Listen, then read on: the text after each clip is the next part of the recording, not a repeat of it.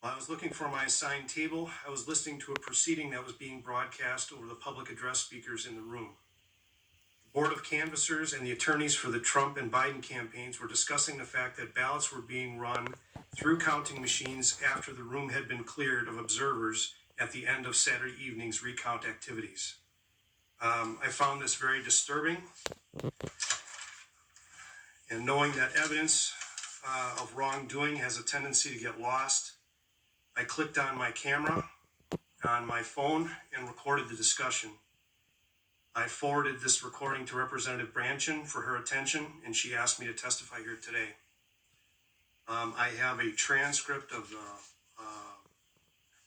recording here that I'd like to read from.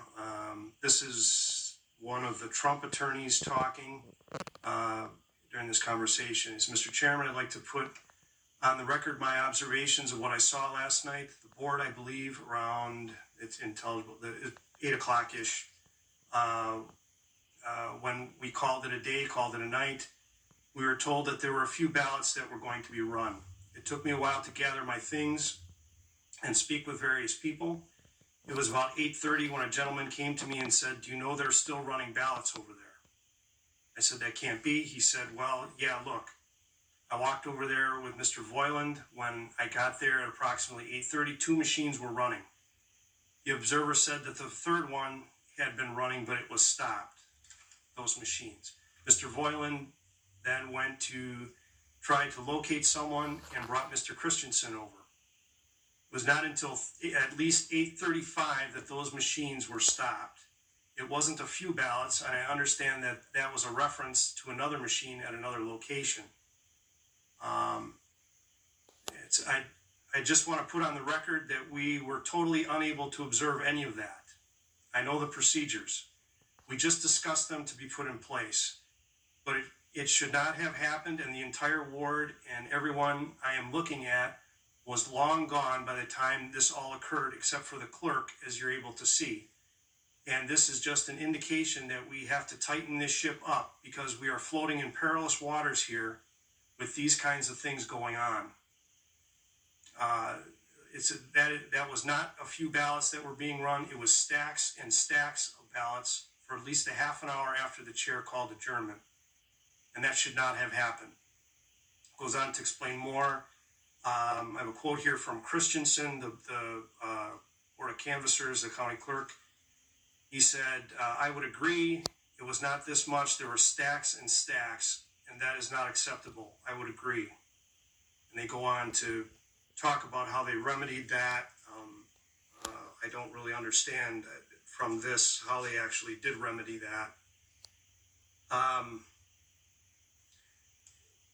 This discussion, along with other experiences I had at the recount, gives me no confidence in the integrity of this recount.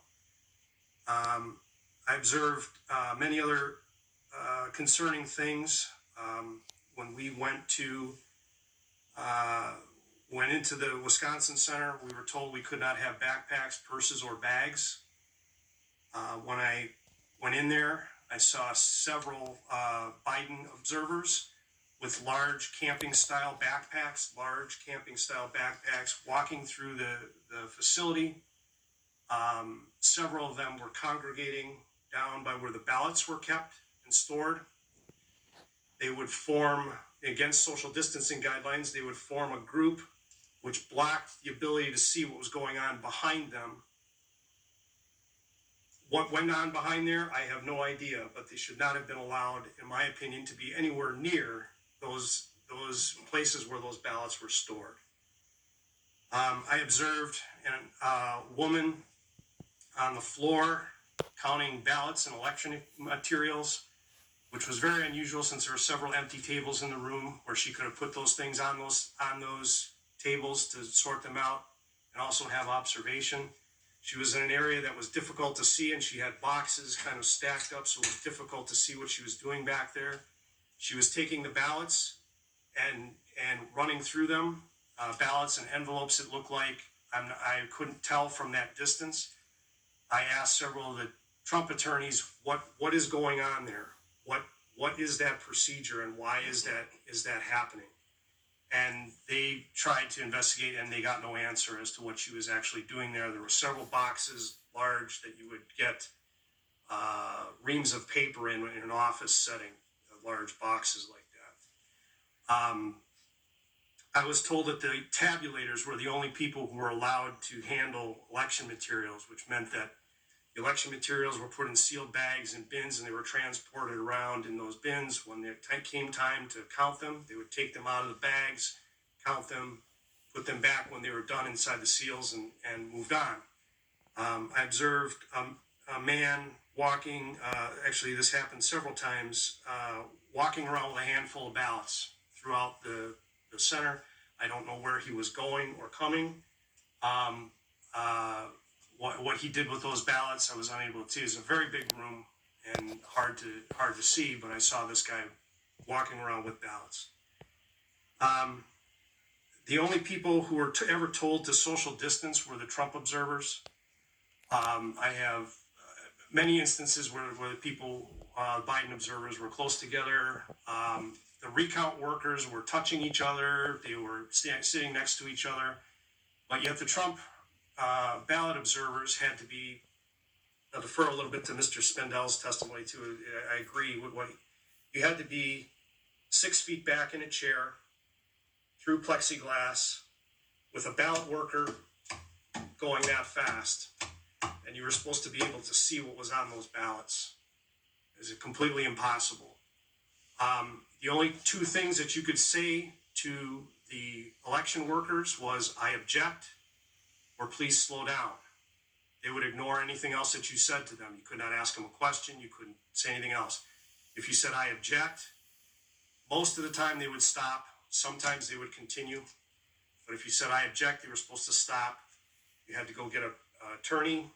The attorney would come over, see what the issue was. They would have that ballot set aside or whatever the issue was, and they would continue. If you said slow down, sometimes they would slow down and sometimes they wouldn't.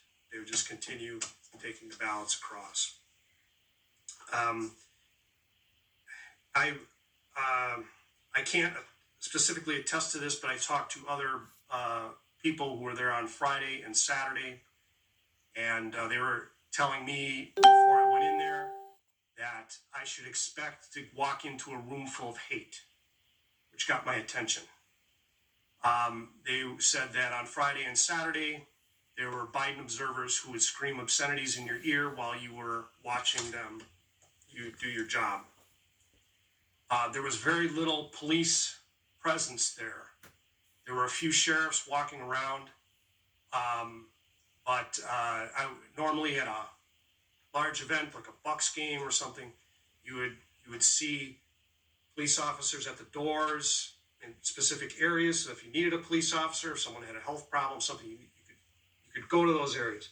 But there was nobody at any of those, any exit or entrance points. They were kind of wandering around. In the beginning of it, we were getting some last minute instructions from the Trump campaign lawyers on what we were supposed to be doing with the ballot counting, the ballot observations. And we had to move close to try and get them. It's a noisy area. So we were moving close. Well, then someone from a Biden observer would come and scream at us that we had to move back. So it was this game of moving forward and back for several minutes of trying to lean in to try and get the instructions, get screamed at, and then we would have to back up. At one point, a woman started screaming and very loudly at some people right next to me, and there was no police there, and so some Trump attorneys had to form like a wall to kind of keep her away from us, in order for us to move away and continue the job. If normally I would expect that type of behavior to be taken care of by law enforcement of some kind. It was a very disturbing experience. I have absolutely no confidence in the integrity of this recount. I can't even believe it happened. I can't believe that anyone could say in the United States of America that type of thing was allowed. I was sick for 2 days afterwards with a headache. I don't have headaches. I don't see how we can have a democratic republic if this type of nonsense is allowed to occur. I was personally insulted by the comments in the media that said this was a smooth and fair procedure. I don't know. They were not in there. They were not in there, or they're completely lying. I think that's all I have to say. Thank you.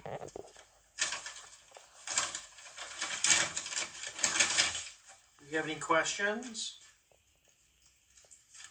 Seeing none, thank you, Dr. Kramer, for your testimony today.